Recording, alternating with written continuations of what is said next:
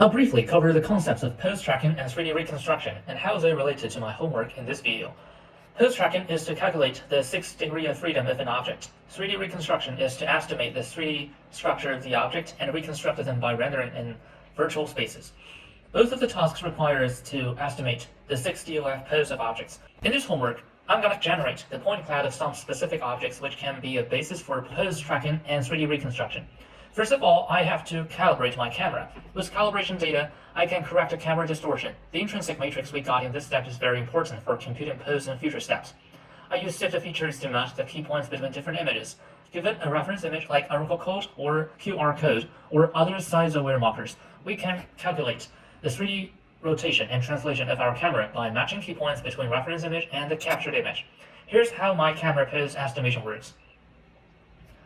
I calculate the relative rotation and translation of my camera and render a virtual cube on my AR marker accordingly.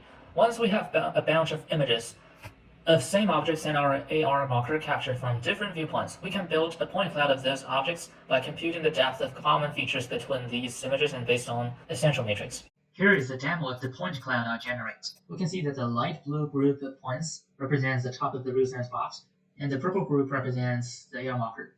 And we can see that there are also some outliers. Now I'm going to give a detailed explanation of how the 3D reconstruction works. So first, we will get a group of images with AR marker, and then we match the key points between images using the SIFT feature. Then we get common features with enough observation. With those common features, we can calculate the depth of these common features, and then calculate the 3D translation of these features.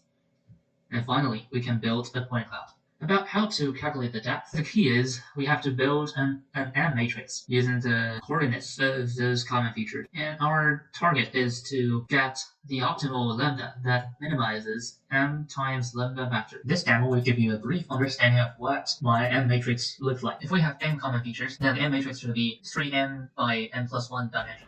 Usually, there are a huge number of so-called common features.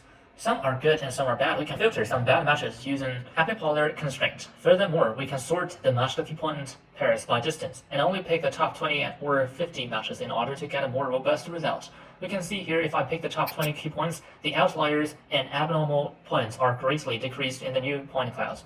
For the bonus question, if the 3D matching and feature detection is constrained only to the known AR marker features, we can measure the error of 3D reconstruction by calculating the difference between the estimated pose and the ground truth pose of the marker when we have the ground truth pose.